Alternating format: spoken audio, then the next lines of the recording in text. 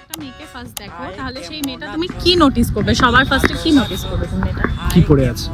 কি পরে আছে তার মানে এখন আমাকে দেখছো, তার মানে তুমি এখন আমাকেও নোটিস করছো আমি কি পরে আছি? Yeah, being I'm from a fashion design background, so yeah, that is something which I always try to.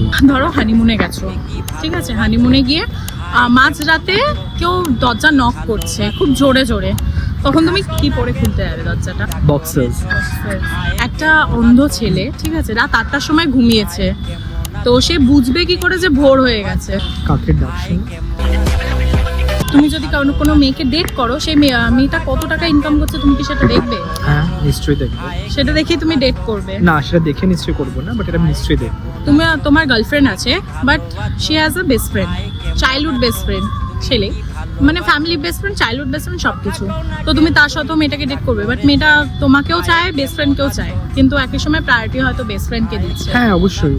অবশ্যই। হ্যাঁ, ওকে, লাইক বেস্ট ফ্রেন্ড যদি বলে তাহলে তোমাকে ছাড়তেও পারে, এরকম একটা ব্যাপার। হ্যাঁ, মানে যে আমার মনে হয় যে বেস্ট ফ্রেন্ড সে তো আমার থেকে আরো অনেক বেশি চেনে আমার গার্লফ্রেন্ডকে। Why you being a dickhead fool? Stop being a dickhead.